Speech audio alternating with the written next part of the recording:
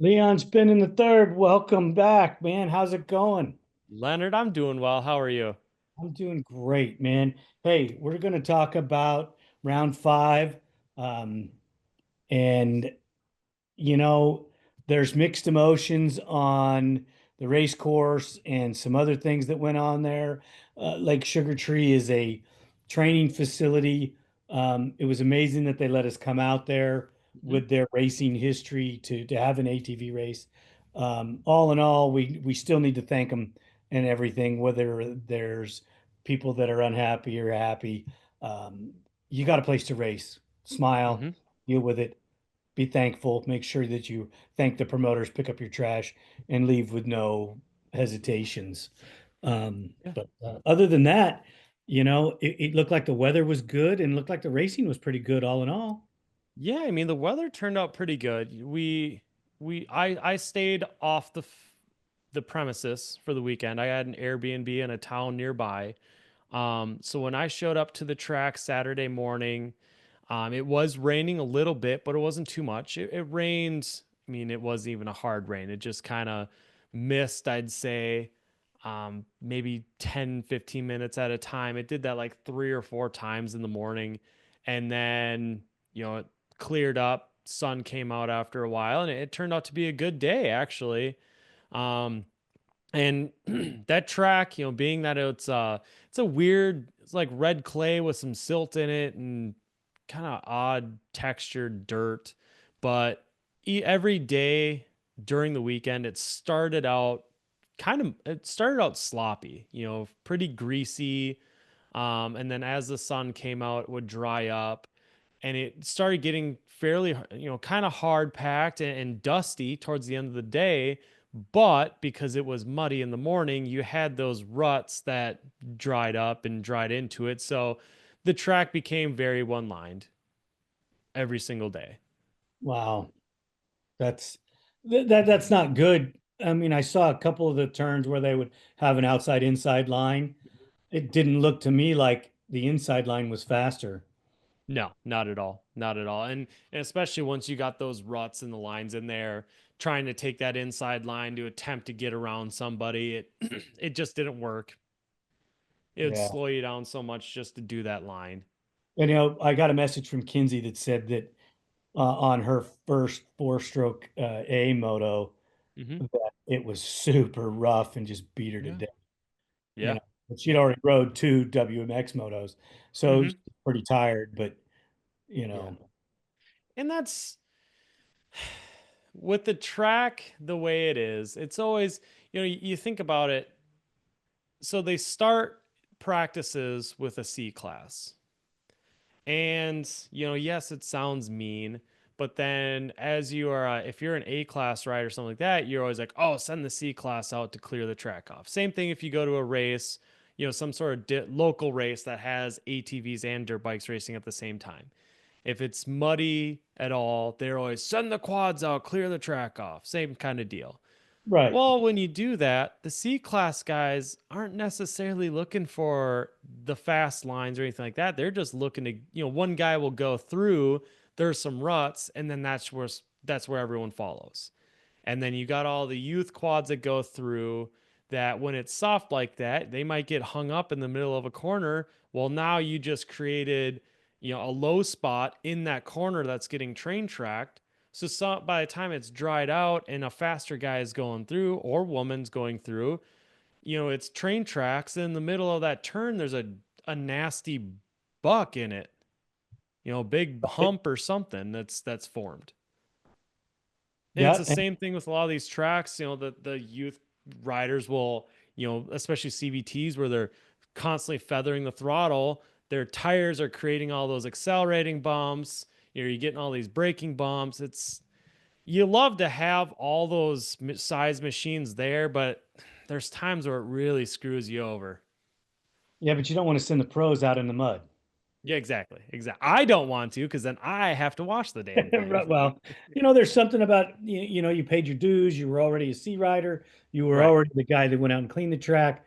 Hmm. And a lot of newcomers to the sport don't understand that you got to pay your dues. It's just like Right. I remember the amateurs used to scream about coverage. Mm-hmm. Well, all these guys that are in the pro class, they already were where you are. They're Mm-hmm. in the pro class now. That's the pro class are the guys that get people to go spend the money. So that's why they Right. get most of the media. That's why they get the Right. most of the exposure. Mm-hmm. I'm not trying to tell you no that the amateurs don't deserve some coverage, but not the same level as the pro guys. I'm sorry. Right. Right. You look at any sort of sport, whether it's an extreme sport, a ball sport, motor sport, whatever, you're not getting TV time, you're not getting magazine advertisements or anything like that for a high school basketball team. No, it's pro guys. The pro guys. Right. You get college, which would be pro am, and you get the NBA, which is pro. Right. I mean, I know there's some other random stuff out there too, but those are your main two. You get the NCAA and you get the NBA. Right. Pro am and pro. Our pro am guys don't really they get some love, but there's no TV time. Nobody's cutting YouTube recaps or anything like that for the pro am class. It's Yeah, just straight pro. we talk about them. We do, yes, we do. But No, I you and understand. I are not. We're not getting footage, and we're not cutting an episode to No, put on YouTube of the pro am class. no. Luckily you and I are here to talk about the, four classes that we do talk about. Otherwise, there's only one class that really get any love. You got Right. Jeremy Osborne that's given love on Facebook for the WMX class. Right. And he's almost the only guy, Right, right. you know, Exactly. wheels up, Mm-hmm. does some stuff for him, but there's not enough for them considering the WMX to be a pro class. They don't get the love they deserve. But you know what? Mm-hmm. If you look at women's motocross on the dirt bikes, Oh, they they get don't get any nothing. love either. Yeah. So it's Well, the and that's same. just it. Like I remember 15 years ago, 15, a little more than that, you had Ashley Filick, you had Tara Geiger, you had, WMX in the dirt bike scene. You at least knew some of the riders. Yeah, I know there was a couple years where they, at select rounds, would have WMX racing during the Pro Motocross Nationals. I went There's I think it was out here in 2000. What's that? I went to one here in California where they had the gals racing, you Yeah. know, Yeah. and I remember going to Spring Creek. I think it was '07 or '08 at Spring Creek. They were alternating. Some rounds they did WMX, some rounds they did like a two-stroke class. right. Millville that year was a two-stroke race, which was really cool to watch too. But it's like, at that time I knew some of the WMX riders. I was like, I want to see these WMX riders go. Yeah, but the promoters, the promoters, I think what's wrong with the pro deal, let's just hit it with the ATVs. I think all the amateur stuff should be like amateur motocross. They Mm-hmm. have qualifiers. You have like a Loretta Lynn style race, for champions and do that. But you have all your qualifiers across the nation, Mm-hmm. so that an ATV amateur guy only has to go to what, four, maybe five races a year, big ones like Right. that. Mm-hmm. There's unfortunately not enough local motocross races to justify some of that. But Mm-hmm. if the amateurs didn't have to go to as many, then they could pick these qualifiers to go to and make those larger, bring in more riders that way. Then you have a structured pro class that Mm-hmm. should follow pro motocross almost either the day after or something like that, and fill it in and run, the 450 pro class, maybe the stock pro class, Mm-hmm. women's pro, and you could even do a two-stroke pro class, with Right. hybrids in there. So you could Right. bring back the 250R and a Walsh chassis with a 300 in it. Some crazy dude with a Banshee motor and a whatever No, chassis. let's not. You'd have to limit the CC size. You know what I'm Yeah. saying? But yeah, and I mean, I've had this conversation many, many times over the years. And yeah, would it help the pro class grow by doing something like what dirt bikes do? Possibly. But at the same time, me as especially now as a father to a youth quad rider, hell yeah, I want to see my kid racing on the same track as the pros that same weekend. And the other side of things is our pro class, for many years now, a lot of these pro guys are main supported by families that have riders in those youth ranks, in the amateur ranks. And So you it's have like if companies, the pros, if those guys weren't there, would they be supporting a pro rider? Some of these guys are literally just have a pro team so they can park on pro row with their kids. right? you know, it's it's Well, I don't think they organize that. That's okay. Well, that I don't think it's organized that well with, the rigs, the way they lay them out. But right, right. that's just Well, and the other thing that I've had conversations with Jeremy Osborne about this too. And the way Loretta's is, especially last year, you heard about a lot of qualifiers that didn't have very many riders. And Loretta's was not as big as it usually is.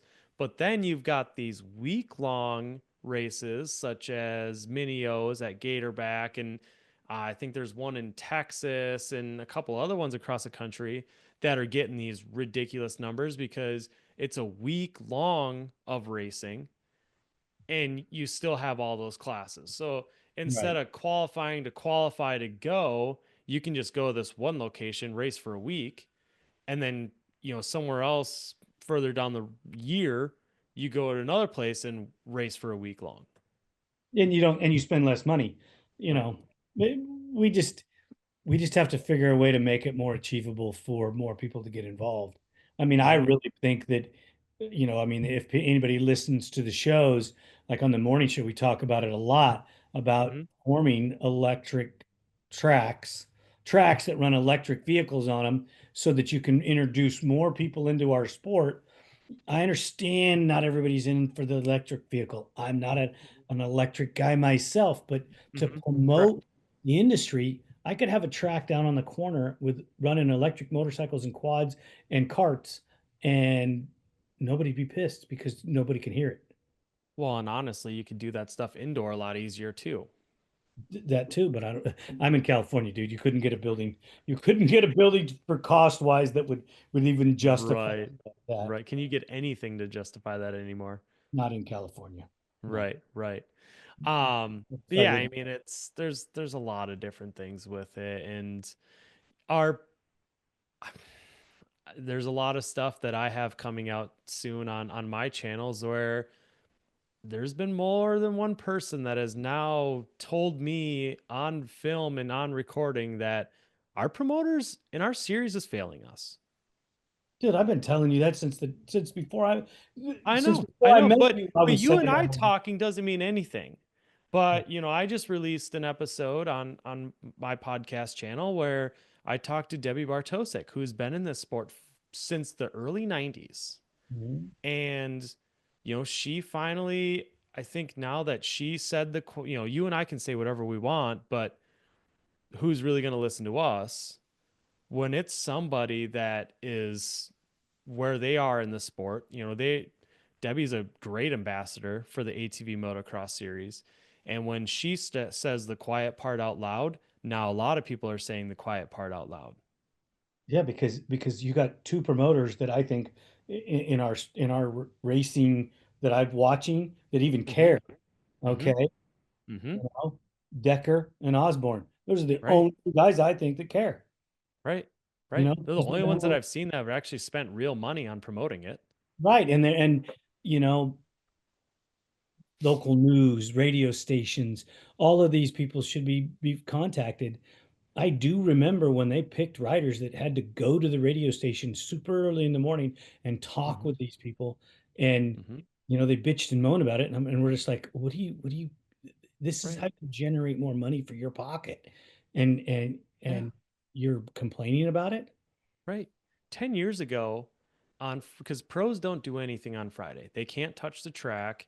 You know, hope most, I mean, at least me, anyways, I've got the bikes ready. we might have to change gearing a little bit, or if it's going to be a swamp fest and we know, start mud prepping on Friday. But what's the rider really going to do for that? So 10 years ago, the pro guys would go to a nearby children's hospital. They would take, and I know the bike that they would take because I was one of the people that built it, but they would load up a Josh Upperman Root River show bike in the back of a truck. All these pros would hop into vehicles and they'd go to a children's hospital, spend the day there, talking to the kids and signing stuff and giving stuff away, and they could sit and touch the bike. Why aren't we doing something like that? Why aren't we doing some more local outreach stuff? Why don't they? Why are these guys not out freaking handing out flyers at the grocery store or the hardware store or anything like that? Hey, come to our race tomorrow. Boom, boom. Mm-hmm. Here's a flyer, and promoting it so that Mm-hmm. if the promoters get more gate money from the spectator, it's going to roll into purse money for the pro class, Right, right. or at And I least it's mean, supposed to. It's supposed to. right. It just seems like Also, do you know that the pro-am class is supposed to be a pay class? they get paid a little bit. Yeah, they're supposed to get paid 50% of what the pros get. Yeah, I can tell you right now, it's not that much. But I mean, I also know that our pros don't get paid nearly amount that they should. Well, the pro money is no more than it was 20 years ago. Right. It's ridiculous. Do you know anything about dirt track? A little bit, yeah. About dirt track racing? Yeah. Their purse to win the race is is smaller than what it was at the height of it in the 70s and 80s. Oh, I bet. It's crazy, you know. Mm-hmm. Mm-hmm. So, we can complain about this all day long. Everybody, you need to turn into the morning show, 8 a.m. live on YouTube, where we Mm-hmm. talk about all of these things openly. We bring some of these promoters on, like Jeremy Osborne. Leon's been on. Other people Mm-hmm. come on. I'm waiting for my invite for another one, by the way. Just saying. Uh, you have an open invite. You can come anytime. All you got to do is tell me you're What? available. You know this. Don't even go there with me. I'm not available on race Sundays. That's about it. Dude, you As can far tune as in I know. anytime. I have Joe from ATV On Demand on all the time, Joe Tall, Never and heard of them. he's the kind of like my co-host and friend, and we have different opinions. We come from different sides of the industry, so tune into that. Hey, on Tuesdays, 5 o'clock Pacific Standard Time. Oh, you can always catch our new episode on audio platforms. We also release that same episode on YouTube on Fridays. Sometimes it doesn't get there till Saturday, but we try to get them out there as fast as we possibly can. We Right. all have more than one job, so but let's jump right into this pro sport class. Thank you everybody for Yeah. listening to us banter about all these other things. This is just the opening credits here so far. Right, the prelim to it. You know what? I'm looking at the names of the top five guys, and Mm-hmm. this is what I expected for this class. Right. When you look at, Heath Hanna, uh, uh, Deal, Arnell, Mm-hmm. Cody, and then Hubert. I mean, these are the guys that the names that we looked at last year that were always in the shuffle. They weren't the Mm-hmm. fastest guys, but they were coming. Mm-hmm. That's what I expected at that Right. first round. Right. Um, There's only one name in that pro sport class that is out of place in the finish, and that's Brett Music. But I know we've talked about this at the last round. Like, he's a business owner, he's a dad, he's getting older every year. I mean, he's not even in here. what's that? He's not even in here. He got 13th.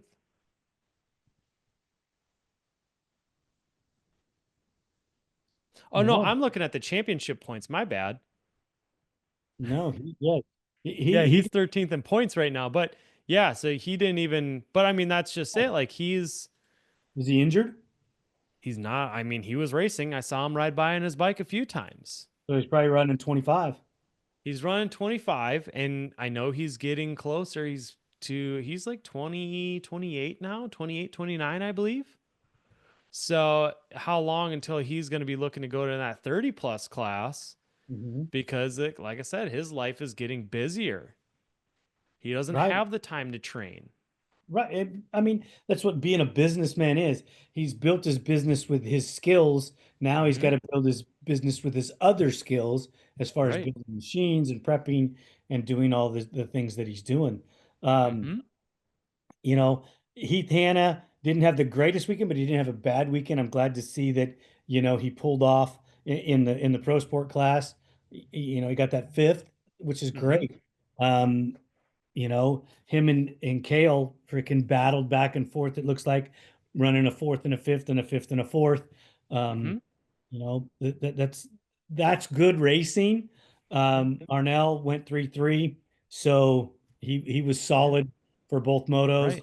Right. Um, Damien and Cody, Flip swapped, flop. Yeah. Yeah. but still, that's really good competitive racing. The rest of the Hmm. class, I apologize, guys. I didn't look. I see Gage down there in ninth. Well, and that's just it. Like you go back to, the top nine, we'll say, um, I believe Justice McDaniel in 10th place. I don't believe he's been in that class very long. This might be his second year in that class. Right. I want to say it's his first. Trimble's Um, been there last year. Was yeah, I there. mean Talon and I know Talon did not train this off season like he did the last off season.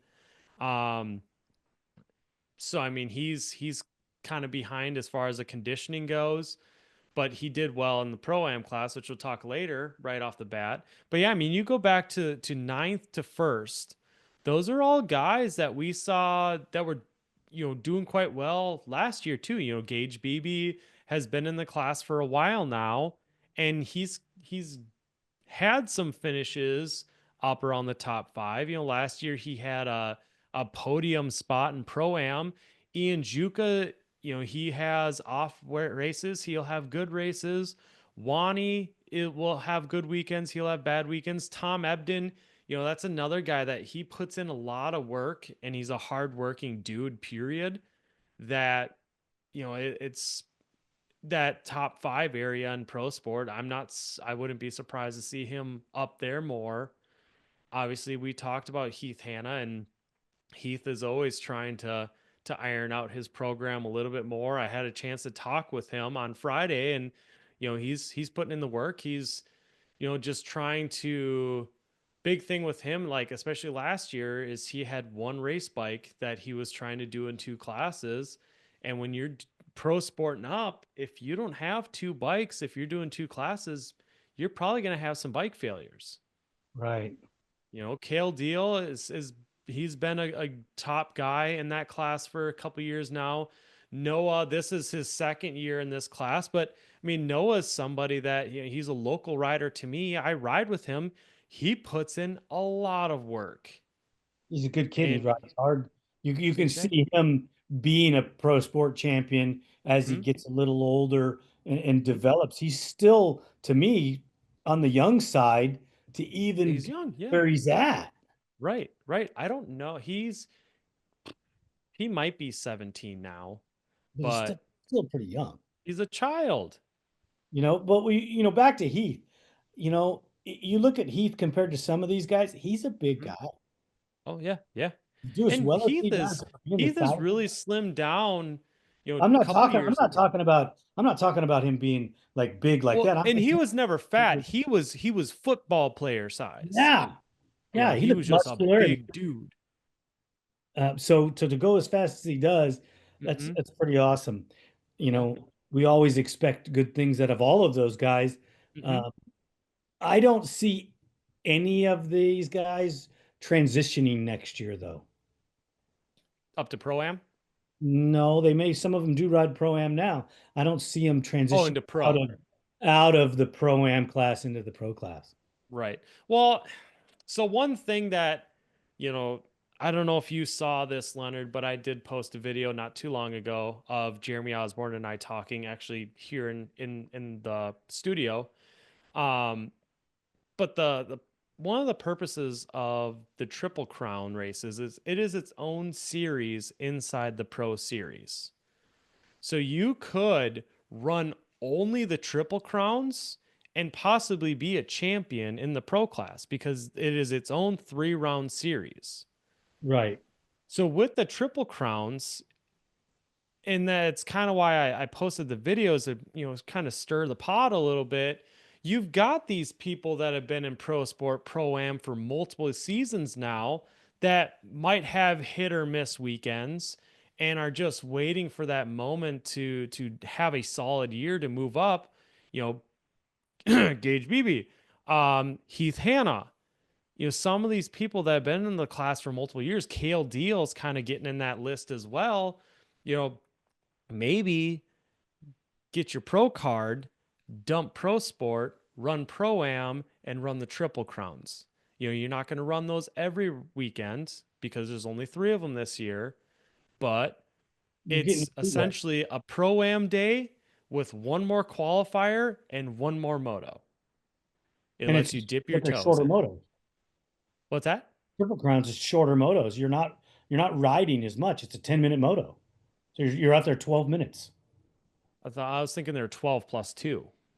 I think they could be, but they're I think they're they're not 12 very plus 2, which long. would be a pro am moto.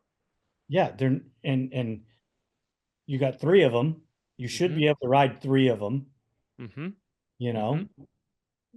So I Yeah. thought So I thought they were a little shorter than the Pro Am. I thought they were more pro sport motos. I'm pretty sure. Well, pro sport motos are only 6 laps. They're only one more lap than, say, 25 plus or an A class. Yeah, because they were uh, maybe I got it wrong when I was talking to Joel. He said it was just so quick. Well, for him, he's been a pro rider for 15 years. It's going to be quick to him. Yeah, He hasn't been in any short moto in 15 years. he said he was scared because he said if I got a bad start, I don't know if I got enough time to freaking fight my way through. He's got nothing to worry about. I know, but I'm just saying. Let me just see if I can find. Let me go to like lap times here and see how many um compare. Well, the issue is Decker Training Facility was our only one so far. Well, let's see. Moto 1 in the Triple Crown, they did 8 laps. And the Pro Sport Pro Am class there, Well, they how did okay 7 laps. with 8 laps? With 8 laps, what was the time span? That is well, let's see here. We got 8 laps. We'll look at Joel's times. 8 laps at about 2 minutes a lap. So while the first lap was a minute long because you're not doing the whole Right. well, that's weird actually. Oh no, the finish line, yeah, the finish line was about halfway 15 through. minutes long. The race is 15 minutes long. Yeah, about there. So I mean that'd be about a 12 plus 2 Yeah. ish. Yep. Yes, give or So take. mm-hmm. And then the Pro Sport Pro Am class there, they did one lap less. And that is great for developmental, but we're still the thing that's hurting the pro class is that's not having that stock class. Mm-hmm. Right? Racing those stock pro bikes on Sunday. It's a developmental class, but that's what pro am's supposed to be. Mm-hmm. I guess pro sport would be too. They need to work Mm-hmm. on these developmental classes to make it better. Let's shift gears and get into WMX because this is a class. This is one of my favorite classes because I love watching these gals go out there and duke it out. And Right. Well, and this was one that you and I, obviously we were kind of looking forward to this weekend because, our 3-time champion, Kinsey Osborne, yep, did not win. And there was a lot of, oh, what happened? What could have happened? Because obviously she had a crash and did not finish because of it. yep. So it was like, well, is Kinsey's reign over or what's going to happen? And, you know, But I'll let you do the honors of what happened. not a lot of people know who Emma Ray is. Hmm. She's from the Netherlands, and you know She's from Ireland. it's NA. That is, so when we talked at Chicani, I think I said Namibia because I was like, what country is abbreviated NA? And it came up as Namibia. Well, if you're not from the US, they don't have a state or a country to really choose from.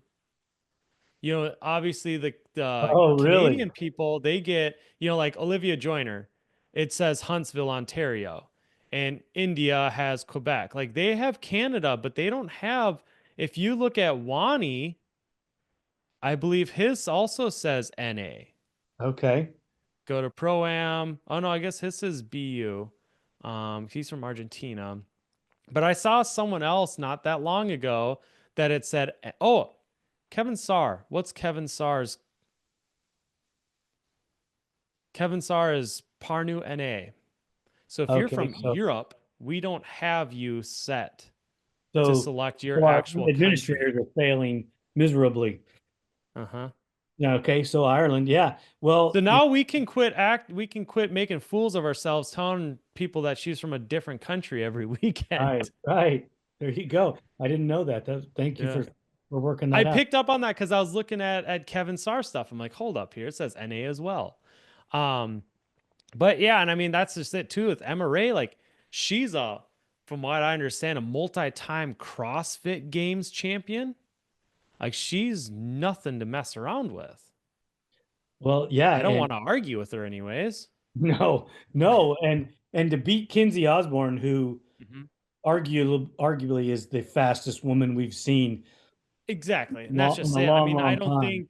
I don't think that we're gonna break anyone's hearts by saying that she was a couple steps above the entire WMX class for the last couple years. Correct. She Correct. may not have gotten every hole shot, but she got every moto for what, 2 years? Yes. Yep. And then the bummer for her is to have a get off and take the win away and take the record away. It had to stop somewhere. It had to But stop. And honestly, she might be relieved. right. Now she can just go out and ride. Mm-hmm. Mm-hmm. But she has a formidable competitor in Emma Mm-hmm. Ray. But look at this. You look at Alyssa Duncan and Mm-hmm. Shelby uh, Cabranda Shelby. and Allison and Mm-hmm. also Olivia Joyner. They've Mm-hmm. all stepped it up. They're all faster this year Right. than they were. Some of them have been around for a number of years, but some of them haven't been. And they're Right. all developing and seeing that they have to train harder, they have to Right. ride harder, they have to do the jumps, to Mm-hmm. keep up with a Kinsey Osborne. They don't Mm-hmm. want to get Mm-hmm. left behind. Right. And I think that was the other thing I was going to say with Emma and Kinsey also is if they keep battling like they have, hopefully they are going to make each other faster. Yes. Yes. They're going to push that next level and realize, oh, I can actually do this. So, Right at that. Oh, shoot. We need to step it up a little bit more. so let's also put it out there. These two ladies that are out there going 1-2 in the WMX are Mm-hmm. also running over and running in the four-stroke A class and Exactly. hurting on these boys. Mm-hmm. They Mm-hmm. ran what, fourth and ninth overall in the specific class. Kinsey with the fourth and Emma with a ninth. Um, Right. and Emma last time was third. Yeah, exactly. Well, and the other thing too that I don't know, I don't think hardly anybody knows about this, but talking to Kinsey on Friday, I think Friday or Saturday, I think it was Saturday actually. She had another get down, another get off last week and hurt her back. Right. She was Saturday morning, she was walking around, her back was sore, she said. Well, she's in college. She's not Mm-hmm. riding as much. She's not training as much. She's not Mm-hmm. spending as much time on the machine. I was notified by her dad that's, in the next week or so, that's going to change. She's going to be Mm-hmm. home. Yeah, she should be out of school here soon. Yep. And she's going to be riding and Mm-hmm. get in racer shape. Not that she's not training, but you got to figure her life changed and Right. racing is a different thing for their family now than it used to be. She's not on the track in her backyard at a weekly or a nightly basis anymore. I don't even know if she trained that much, I don't think she did that much, but I know she spent obviously a lot of time on that track. Right, You know, right. She did. She did. I'd And gone there on random weekdays and she'd be riding on the track as well. yeah, Oh wait, but that doesn't happen. That track's never open. right, right. Let's jump into Pro-Am in the Yeah. WX, the WMX. Those gals are awesome, Yeah, fast. WX. You get Well, a and the other chance thing to too, I was gonna walk add real them. quick is, we know Shelby, she's got good speed. She has for the last couple years. And Allison stepping it up. Allison, she comes from a riding family. I raced now with her dad Jason in the 30 plus A class. Her brother is moving up. He's on the 250 class now. She has a little sister that's racing as well. Like, so I'm sure she's riding quite a bit with her brother. And like I said, he was in one of the threats in the 90 class last year. Now he's moved up to 250s and is trying to be, you know, in the top of that class, which is no joke. So I'm sure those two are riding together a lot, pushing each other, and it's showing where, she's fifth place at Lake Sugar Tree. I Right. don't think she ever really got that high last year. I don't know. Actually, I don't even think she was in the WMX class last year. I think she's only 16 years old. She could be a newbie. She Yeah. really could, you know.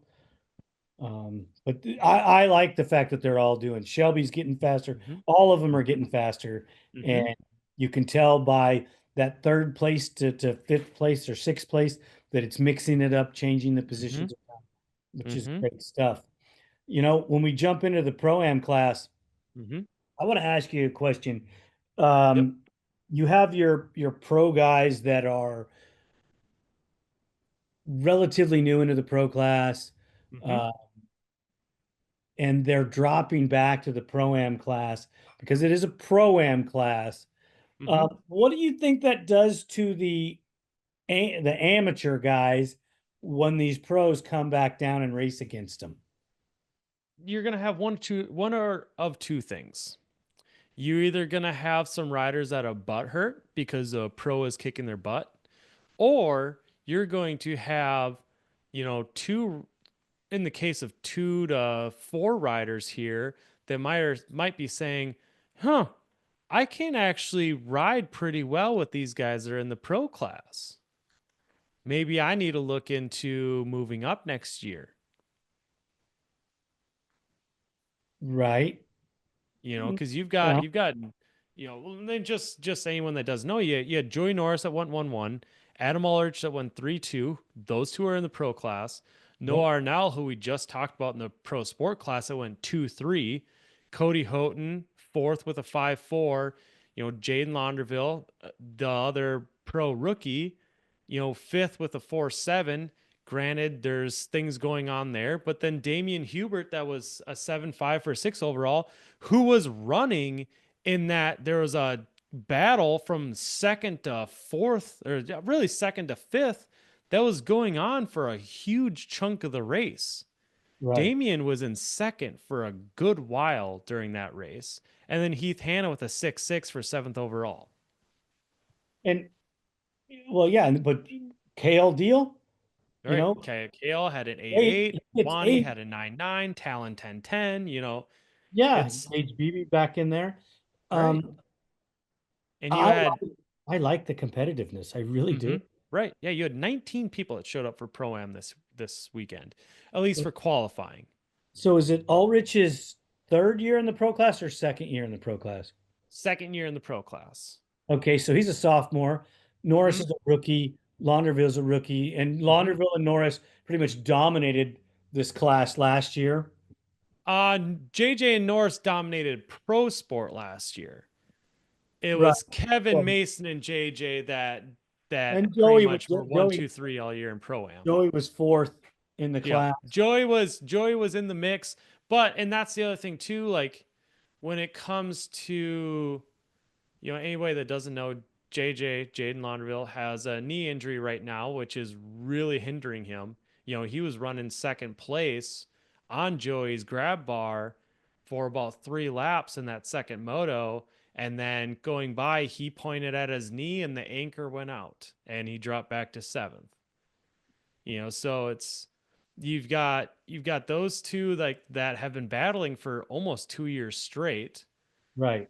And and then also you had in qualifying anyways, you had Zach Decker that showed up, but then he found out that he had to leave before the motos, so he left right after qualifying because he had a plane to catch. Right. Well, it happens. But hey, at least he Hmm. was out there getting some laps in. That's great Hmm. for Decker. I'd love to see Ulrich out there because I think that guy needs more laps. Oh, and and Adam did really well in Pro-Am. Obviously, he got second overall. His qualifying time was really good. His qualifying time was really good on Saturday. I mean, he's getting faster, he's getting better. Hmm. If I'm not mistaken, isn't he coming off of an injury? Adam had I think 3 injuries last year because during the off season he broke his leg and kept riding for a couple weeks before they realized he broke his leg. And then what was he break a collarbone last year during the season? I'm He had a not sure. couple injuries during the Yes. season. Yeah, so he's so not his rookie developmental season is really this Oh, year. his rookie season was shot in the ass right off the bat. Yeah, so he's getting his rookie development now, Hmm. instead of last year when he was supposed to. So, Hmm. it's Well, good to see him out there riding more, yeah, um, and mixing and in and with these guys. You know, I don't want to see Noah step up to the pro class too soon. he's I not he already knows now he's not moving up next year. I I, had a I hope conversation with him on Friday. It's I not hope not. happening for a couple of years at least. Damian Hubert is probably the only one out of that whole list that I would even consider probably going up. And to me, I think he should stay down one more I'd year. advise, in this class right now, unless somebody just completely blows it out of the water and really shines, Keep them the all down only one one more that I could possibly say, hey, maybe you should look into it next year is if Cody Houghton keeps doing really well. year. But Cody Houghton still makes in the pro am class, which he raced pro sport in A class last year. So this is his rookie season in pro am. Yeah, he But needs a you can couple see he's seasons. making rookie mistakes in the pro am class. Yeah, he needs another seasoning year. Right, You right. know? I As I mean, see it right now, all these guys need to be in it for another year. The only people I could say, hey, maybe think about moving up, which would just be, hey, maybe you should move up and do triple crowns, would be, Gage Beebe, who's, like I said, been in this for quite a while. And honestly, obviously, where he's not finishing in the front every weekend, he has a couple good weekends a season. But hey, maybe if you did step it up, it'd put a little bit more motivation in you or something. right. But there again, he might be just happy where he's at. He might be doing Could this be. for the love It of the could be. sport, He not. wants to go pro at some point. Well, then he needs to step it up. Right, right. But yeah, I mean that's really competitive, good racing. Glad to see those guys out there doing that. Um, Glad Adam Ulrich is out there, putting Hmm. in the work, doing his Yeah. thing. And one thing I wanted to say too, like I've gotten to know Adam a lot more this year than I have in past years. He and JJ are pretty close. They train together all winter long. So he's hung around the rig quite a bit and he's a really good kid. He puts in a lot of work. He's a hard worker on and off the track and even outside of racing. He puts in the work and I hope he goes further because he's a hard ass, just a hard working kid. Right. So you guys in the pro sport pro am, keep up the good work. Keep Hmm. working at it and chase those pro guys down. You should Keep be able. progressing. Exactly. Hmm. Um, let's just jump into this pro class thing. You and I always are a little critical on a couple of the guys in this class. Hmm. Um, I don't necessarily want to be critical. You're going to give me some insights to some of the things that happened. Hmm. You see Adam and Joseph Chambers down there, Adam Ulrich and Joseph Chambers down there on the bottom. Joseph's finishes were off, but Adam didn't even get to run the first moto. Adam Um, did not finish he did not finish a single lap, which is why it shows his DNS down there, because you right? have to at least do a lap to He must have technically start. he had a bike problem. Adam found himself in a little bit of a pile up, which I forgot to ask him exactly what was happening, but when I saw his bike get pulled off the track, he was putting a lot of input on the bars before I would see the wheels steer at all. So I don't know if he broke a stem or if he broke a steering flag or what happened, but Something he happened. wasn't going to be racing. Okay. And then Chambers in Moto 2 broke a chain about it was in the second half of the race. Chain broke. I know it caused a little bit of damage to his bike as well, but that's what happened there. And we know And about then Launderville's knee. what's that? We know about Launderville's knee. Right, right. And Kevin Saar in the first moto did not finish either, as he had a flat tire in the first moto. Oh, dude. Was he involved in that uh the bunch I the don't believe he was, no. And I believe it was more of a wheel failure than a tire failure. But yeah, he left rear tire went flat on that bike. don't use carbon wheels. Yeah. Oh, did I say that out loud? Oops, sorry. Um, you got Sar Norris running side by side or neck and neck with each other. Those hmm guys seem to be doing that. Let's talk a little Zach Decker. hmm A hmm couple years ago, he's fighting for the lead. He's up there in that group of three. He's doing hmm his thing. Very short stint up there. hmm Since he's come back from his injury, do you think it's ring rust, race rust, or maybe something holding him back? What do you think it is? I think part of it has to do, he got bad starts is what happened to one thing, especially in the first moto, I believe it was. Terrible start. He was hanging on basically following Joey, who those two trained together and they also trained with Joel. And it was like they hooked up and were tugging each other around like a train. The entire moto. And obviously the could Zach could he have passed him at some point? It's possible, but the track was one line. There really wasn't any line that you could find an advantage and get around somebody. So I know that's what happened in the first moto, second moto, and I'll be honest with you, I don't think a lot of people were watching the second moto for a good chunk once what happened. Um, which was Brandon Hoag's bike catching on fire. For Right. anybody that doesn't for some reason know, but Zach, I think he just plagued himself with another bad start. The other thing too is, he did good the last, the round two and round three being his own home track, and then Echikani sand, where he always rides. Right. Being on a different type of dirt, maybe that held him back a little bit. Maybe. So We don't know. yeah, it's He hard to say. froze.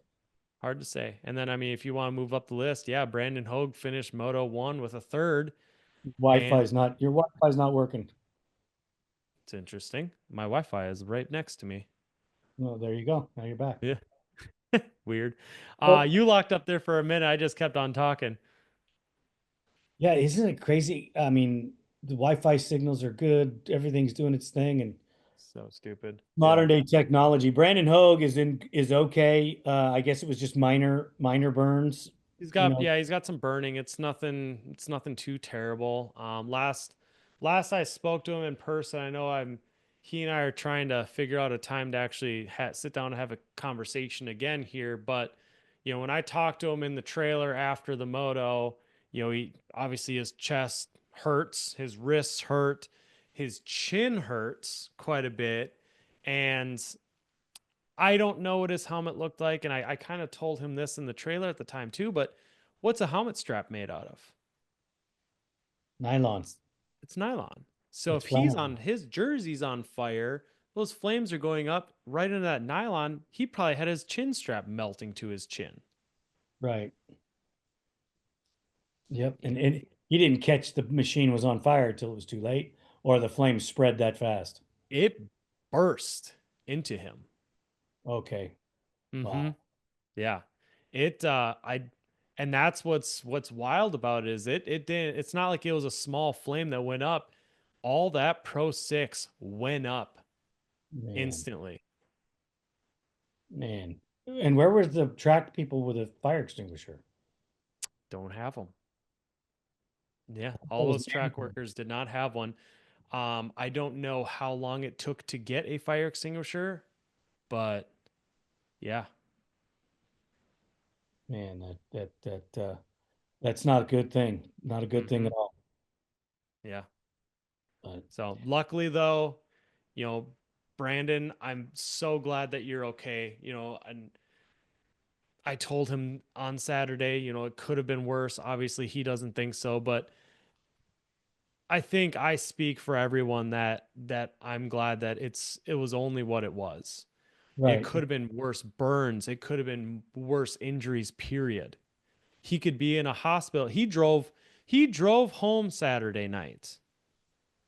It could have been where he didn't drive anywhere for a while. right. It could have happened. That thing could have ignited over a jump, Right. It could have. And and I luckily there was the pond there because that's yep, what he did. He ran to the pond. drop and roll. Isn't that the deal? But there's water there. Yeah. But I mean, Right. what if there was no pond and I think that this is another safety thing. You guys need to start talking to these track people and make sure Mhm. there's fire extinguishers because I've heard that somebody's already working on that. that's good. Somebody needs Right. to. You know, Right, right. can't, And I mean, one thing too, talking to Brandon is, you know, obviously you're always told what to do if you catch on fire. right. I've But never caught on fire as much as I thought I would when I was taught to stop, drop, and roll. right. But it's one of those instances. And then he said when he was in the helmet, goggles on, he said, I just felt trapped. So he did what he thought he had to do, and he screamed and ran to the pond. And how many steps? It was still a decent. I mean, you're 300 feet, if not more. Man, I that's a mean, he long. went a good distance. So you're Luckily, he's in the shape that he is. 10, 15 seconds of running, 10 seconds of running. Could have been. Wow. That's enough to that's enough to freaking leave a healthy burn. Mm-hmm. Mm-hmm. Wow. Especially, talking again, what all the materials that our gear is made out of. All flammable. It's not flame All gonna- retardant, that's for sure. It's all going to stick to you. Mm-hmm. You got the fifth, sixth, seventh, and eighth place guys Mm-hmm. with Lindquist, Janusa, Wolf, and Rastrelli.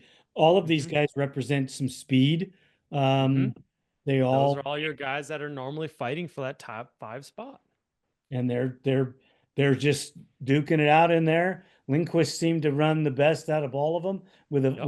with a 6.5. Mm-hmm. Um, but you have Wolf ran a 6.9. Mm-hmm. Rastrelli was an 8. And Wesley's ninth place in the seventh or second first moto. Jeez, can't talk all of a sudden. His ninth place, he was running in, I believe, fifth for the longest time, and decided that he wanted to do some acrobats. Went over a berm that had a nasty little hill on the backside and almost went over the bars. Oh, And that's where he lost 2 positions from that. it hurt him in the overall, definitely. Yeah, So, I think he was sixth or seventh when that happened, and then got passed a few times. and being a freight train, it sounds like if you started somewhere, you stayed there. Yeah, yep. Somebody, and I mean, it did happen. There's a lot of mistakes that were made. Either you popped out of a rut or something like that, and there were some passes made from that. But yeah, a lot of it was you started, you finished, Man, as long as you had the stamina to run the whole race. we could put Mason in that same group with I was those just gonna guys. say, yeah, I mean, fourth through eighth are normally fighting for Yeah, a because top five spot. he ran a 7.4, Mm-hmm. Mm-hmm. so he's in that category with those guys. Mm-hmm. Um, not to not to take anything away from them, they're all super fast, Yeah. and they're probably all equally fast. So Yeah. there's no real advantage. You have to get in front of that guy on the start, or you're not going to get that spot, especially on a track like we're talking about, here. So, Yeah. man, um, Max was the beneficiary in some of that, probably Mm-hmm. helped him out in the points. Then probably the Mm-hmm. most frustrated is probably Rastrelli because Mm-hmm.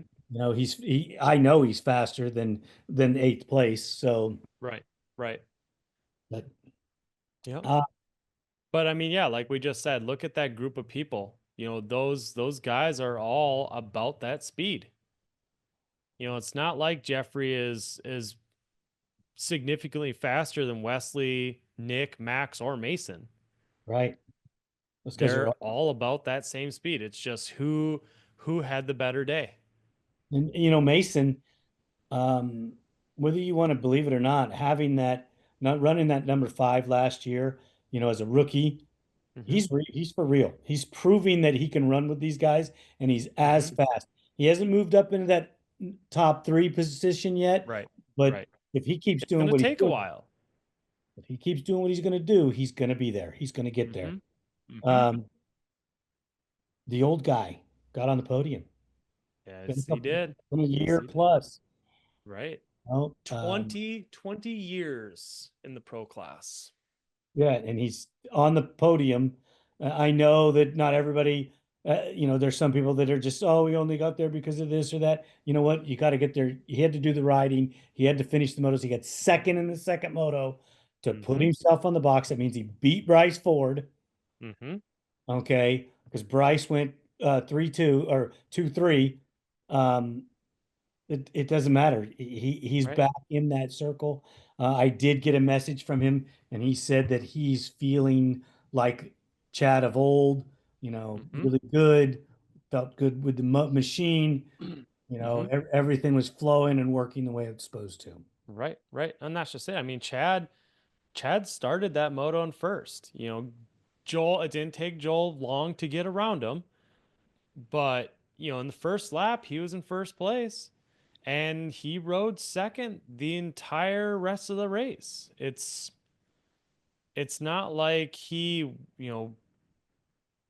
didn't have to work himself up. He didn't win, he wasn't winning most of the race and then dropped back. Like he stood his ground in that second place. Joel obviously got around him right away, but he didn't give anything up for anyone else. Right. So that meant he earned the spot. He did what he Right. was supposed to do. And when you when you Bryce Ford. look at the lap times here, he was 16 seconds down from Joel, but Bryce was 7 seconds down from him.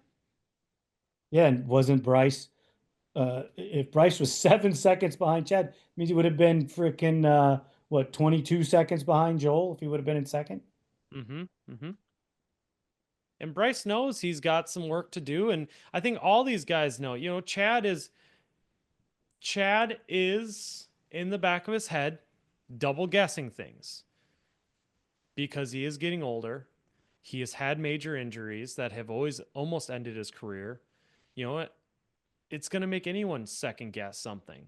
Right, So you've got that going on. Is that mean he's on his way out? Who knows? right. Who knows? Uh, But you know, I think he thinks he's got a couple more years left because he's still riding in that top three group. right. By the end of the year, he'll probably be fighting with Bryce Ford and Brandon Mhm. Hogue. And that's the big issue is currently in 2025, there are four riders that are the top three riders Right. consistently. Yeah, It's and, just and that Hogue had misfortune, unfortunately. This is premature, but you're talking about your Team USA guys. You're Hmm. looking at a Hetrick Ford Wienen group going over there because that drop from Hogue with this dropping this moto hurt him on the points. Yeah. Um, not that I would say that taking Hogue would be a problem. I think it wouldn't be, Right. but Right. Well, yeah, I mean, current as of right now, though, Hogue and Chad are tied in third for points. well, we'll have to see how it falls out. Right. When they do the We'll draw, they're see going to if take. Brandon can redeem himself. And but I mean, you've got Joel that's won every moto so far this year. Bryce has gotten the second overall in every round this year. And you've got Hogan Weenan that had they've split between the two. Yeah, neither one of them have solidified that third spot with Hmm. with consistent finishes. I mean, Right. They both have two third place finishes. right. Well, and Chad, I think, is gaining ground on Hmm. consistency Hmm. because he's getting the ring rust off and he's coming out there fighting. Right. Um, Mason's going to have to step it up if he wants to be that guy Hmm. because I don't think he's got the speed just yet to go take it away from Hogue or Weenan. Right, right. Well, and the other thing is he's also, when you're looking at the total points breakdown, he still has to go through Max. Right, Because I mean Mason with that 13th finish in Daytona, which Daytona is only half points, first of all. And Decker's was extra points being a triple crown. You look at the breakdown, obviously Joel's won everything. He got 25 points for Daytona, half points. He got 50 points for Etchicani and Lake Sugar Tree. He got 60 points for Decker's. right. So he's out here just collecting extra points. Damn near clinched the title, and we're only around five. Right. I mean, he's 23 points ahead of Bryce right now, who is 40 points ahead of Chad and Brandon. Right. That's just crazy. That's Mm-hmm. just I had Joel Hetrick on the show last week. Mm-hmm. Super confident, super great Yeah. conversation. You and I Yeah. had a little conversation about it. Joel was opened up about the undefeated season, opened up about some of his testing with Elka suspension, um, Mm-hmm. and how things were going with Team Phoenix. Um, this is a driven man. Mm-hmm. He is 100%. not he is not done. He's not wanting to retire. He's focused. You could be looking at a guy to break records and rewrite the history books in the ATV And world. I believe that is his goal. I don't know if it's his goal, but he's got a number which he talks about in the show. If you really Mm-hmm. want to know, go and listen Mm-hmm. to the episode. He Right. mentions openly and tells everybody what it is. Mm-hmm. If I was not wanting you to go listen to the show, I'd tell you, but I want you to go listen to the show Right. Right. because it was a great conversation. It was, I've talked to Joel many times. This is the first time where he sat down and he just really opened up in Mm-hmm. the Mm-hmm. conversation and you know was really honest and let his feelings out there about racing, about training, and didn't give any secrets away. Mm-hmm. But if you get a chance, I really want to talk to the head dude over there at Phoenix because, man, they have a good organization. Mm-hmm. Mm-hmm. It Yeah, is a David's business not messing plan. around when it comes to that team. No, it's a business plan, and they're Mm-hmm. rocking and rolling. I wouldn't be Right. surprised if you didn't see them with a top three 450 or 250 guy in the next few years in the They're motorcycle side. trying. I think it's going to happen because their business plan is solid. Mm-hmm. Mm-hmm. Well, and you think about it, Joel is a fantastic rider, but he's got the backing as well. Yep, He's got his family behind him, which obviously is going to be a huge key for success. You've got Gary and you've got Jim that are in his pits every weekend. yep, Two great guys that know how to work on ATVs. He's got everything going for him. He's got his own head going for him. And, like he just told me in our pre race deal that we recorded on Friday is, you know, it's not like he went into the pro class 15 years ago and has won every championship or even been a championship contender. He's struggled for many years, like a lot of these guys have. which I maturity. So we Mm-hmm. talked about that and we have talked about it. You know, Mm-hmm. you look at your older champions that these guys didn't become champions till they were in their 30s. Joel Mm-hmm. started to become a champion in his 20s, but think about it, he's been in the pro class 15 years already and he's Right. still in his mid later 20s. Well, if you take and look at these other guys, they weren't in the pro class till they were 25, Mm-hmm. 26. So Mm-hmm. it took till their 30s to get seasoned. So Right. you put a Max Lindquist, if he hangs out till he's, you know, the age, where he's in his late 20s, he could be seasoned and developed and be the guy that's winning all the races. Same with Ulrich, Nor, Launderville.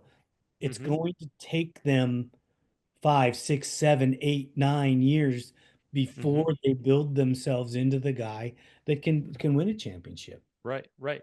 One, you want to see something that's really gonna put a fire under your ass too is, you've got Joel that, say 2018, he lost the championship by 1 point that year.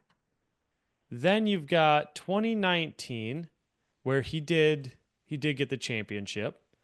You got 2020 which he lost it by 10 points, and that one was mainly, I think Pleasure Valley that year. He probably would have won that year, but that was the year that the front of his cylinder blew off of his Honda while leading the race on the last corner of the last lap. The Right, front of the cylinder on his Honda blows off. And that was the deal. That's what was the motivation for moving to Yamaha for him. right. I And would then you got, I would have been a little motivated myself. right. But you've got then 2021, he lost the championship on the first race Is because he crashed. is he He got 30? 15th Is he and 32? ended up losing the championship by 20 points. So the dude's got a lot of drive behind him because many years he's lost because of just dumb little things. And he's 30, he's 32 years old. I thought he was in the 28, Mm. 29. Yeah, he's only I knew he was only a couple years younger than I was. Yeah, he's 32 years old. So Mhm. you got to figure Chad's 40. Right? Old as is the way he is conditioned wise, he has 8 years in him, no problem. Mm-hmm. If that guy races 8 more years, look out. Right. Yeah, it's gonna be crazy because he's not slowing down. He's getting faster every year. I think it's gonna cap quality of, it does every year. The shock technology is going to flatline. Mm-hmm. Motor technology for the motor package is going to flatline because Mm-hmm. you can only make them so fast. Um, I don't believe that he's running engine packages that are overwhelming amount of horsepower. I Now, think they make great power. He did talk about it in the show about the curves that they have to run. He can run a more aggressive curve if he mm-hmm. wanted to. He doesn't Mm-hmm. run the aggressive curve because it's harder to hold on to. Right. And no offense, he's a little guy. Mm-hmm. Give him too Yeah, much he's horsepower, he's going to lose traction. He's not going to be able to hold on to it. He's going to you burn up more energy to do that. I mean, mm-hmm. you could have guys out there running engine packages on acceleration curves that are too violent for them, and they don't realize it because they're trying to get everything they can out of their machine to compete with Joel. Where if they Yeah. went midge slower, they'd actually go faster. Mm-hmm. Mm-hmm. You Yeah, know, it's that's crazy stuff, man. Good right. stuff. Right. Yeah, and that just goes to, shoot your argument of you need more power right in the ass. Well, the rumor has it back in the day that there was a couple riders that had ungodly amount of horsepower and they weren't winning races. Right. They're getting on the podium, but they weren't winning races. The guys that Mm-hmm. were winning the races were running less horsepower. And it just goes to show that you didn't need all that horsepower because it wasn't giving you a victory. Mm-hmm. Right. And really, what is a horsepower number? What does it mean? Honestly, it's a made up number. It's a Kind of is. calculation, is what it is. And in the end result, who races at peak horsepower number? Drag racers. Yeah, none of these guys are. That's it. None of us. No. No, and so I think that looking at the horsepower numbers, it's okay Look at the compared. stock class. Yeah, I mean, dude, yeah, when their stock class was only just a margin of seconds off the pace, and they're Mm-hmm. stock machines. So I mean, You're why? 20, 15 to 20 horsepower less. Yeah. So what? Why are we? Why are we? Why are? Horsepower is everything. You need hybrid for more horsepower. Yeah. I mean, you don't. You just I don't. You don't know know what? if you heard that eye roll, but Weenan, or not Weenan. Walsh said it. hmm Walsh even said it. You just, if you freaking run the hybrids with more horsepower, you don't need that power. You need the suspension to work. You need the chassis to work. You need to work on your being able to roll the throttle on at the right time. I'm still a twist throttle guy, so let's roll it on, and instead of using your thumb to butter your bread or whatever. yeah, I mean, yeah, but guys, I want to thank you so much, Leon. It was a great conversation as always. yeah. Um, Lake Sugar Tree, great round for the ATV-MX. Joel Hetrick is still undefeated. Kinsey Osborne made a comeback. Your pro sport and your pro am classes were super competitive. hmm Yeah, Adam Ulrich out there, mixing it up for more laps. And Brandon, yeah. hope you get well soon. And thank everybody that's jumped into helping him out.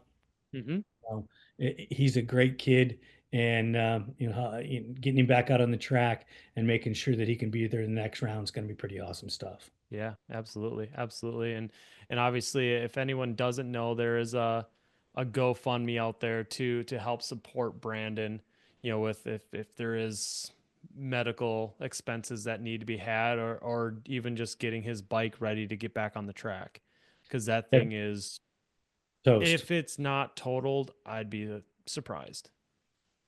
The frame might be good. Some of the The suspension, frame might be good. The front end is okay, right? but yeah, But you know what? Also, you think about it. After that frame's had that much heat on it due to the I fire. wouldn't want to use it. Yeah, I personally maybe use it, but I wouldn't put it under any rider that I'm working for. because those side rails on the top would hmm probably break. It's all cast. It's a majority of it's cast aluminum. Yep. And that much heat going to change it. You have to change all the hardware on the frame.